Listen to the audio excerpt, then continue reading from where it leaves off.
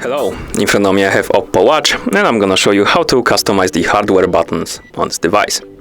First, let's wake up the screen by pressing any side button, like this, then swipe down from the top of the screen to open the quick panel. Here tap on the settings icon. In settings, scroll down and select the personalization.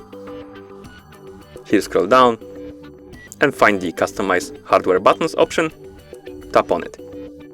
Here let's select bottom right side, this one. And now we can customize it. Basically we can assign the app for it, to it. For example, let's open the stopwatch by pressing the bottom right button. So let's go back to home screen and press the bottom button. And as you can see, it opens the stopwatch app. And you can assign any app from that list. And that's how you customize the hardware buttons on this device. Thank you for watching.